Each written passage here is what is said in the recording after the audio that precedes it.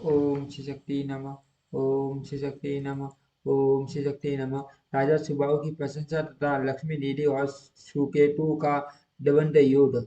शेठ जी कहते हैं, मुनिवर, राजा सुबाहु की सेना का आकार बड़ा भयंकर दिखाई देता था। वह मेघों की घटों के समान जान पड़ रही थी। उसे देखकर शत्रुघ्न धन ने अपने मंत्री सुमति से गंभीर वाणी में कहा, मंत्रीवर, मेरा मेरा घोड़ा किसके नगर में जा पहुंचा है? ये सेना तो समुद्र की लहरों के समान दिखाई पड़ती है। सुमति ने कहा, राजन, यहाँ से यहाँ से यहाँ से यहाँ से पास ही शंकरदा नाम वाली सुंदर नगरी विराजमान है। उसके भीतर ऐसे मनुष्य निवास करते हैं जो भगवान विष्णु की भक्ति से पाप रहित हो गए हैं। ये धर्मज्ञों में श्रेष्ठ राजा सुबाहु उसी नगरी के स्वामी हैं। इस समय ये अपने पुत्र पौत्रों के साथ आपके सामने विराजमान है। ये नरेश सदा अपनी स्त्री के प्रति अनुराग रखते हैं, प्राय स्त्रियों पर कभी दृष्टि नहीं डालते। इनके इनके कानों में सदा विष्णु की ही कथा गूंजती है। अन्य विषयों का प्रतिपादन करने वाली कथा वार्ता वार्ता ये कभी नहीं सुनते। प्रजा की आय आय के सत्ते भाग भाग से अधिक दूसरे का ढंग कभी नहीं ग्रहण करते। ये धर्मात्मा और विष्णु बुद्धि बुद्धि से भक्ति पूर्वक पूर्वक ब्राह्मणों की पूजा करते हैं, सदा भगवान की सेवा में लगे रहते हैं और भगवान विष्णु के सन्नाट बिंदु का मकरंदन पान पान करने के लिए भर भर की भांति लोलुप बने रहते हैं।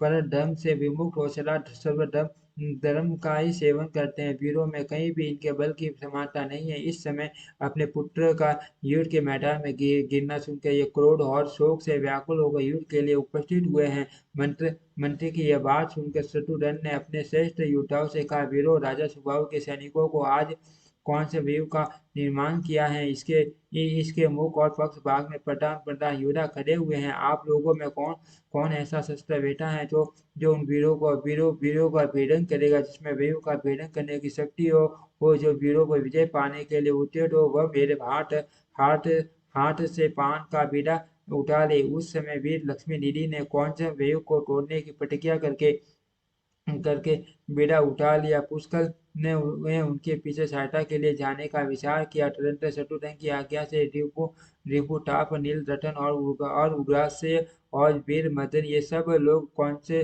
से वेव का भेदन करने के लिए लक्ष्मी दीदी के साथ साथ गए गए वेव के मुख भाग में सुकेतु खड़े खड़े थे। उनसे उनसे लक्ष्मी दीदी ने कहा, मैं राजा जनक का पुत्र हूँ, मेरा नाम लक्ष्मी दीदी है। मैं कहता हूँ, समस्त दानव कुल का विनाश करने वाले भगवान श्री रामचंद्र जी, यज्ञ संबंधी ये अश्व को छोड़ दो, नहीं तो मेरे बाणों से घायल होकर आपको यमराज के लोक में जाना पड़ेगा।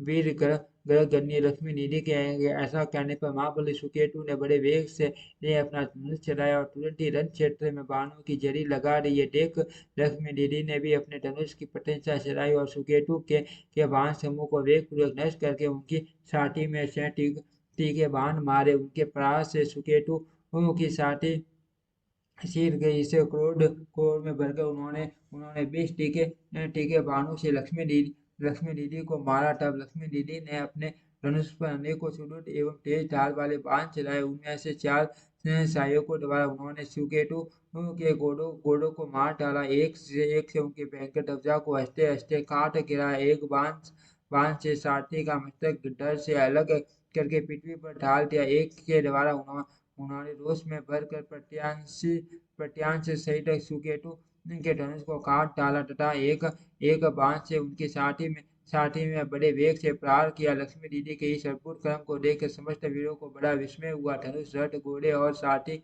के नष्ट हो जाने पर सुकेतु बहुत बड़ा गदा हाथ में लेकर युद्ध के लिए आगे बढ़े।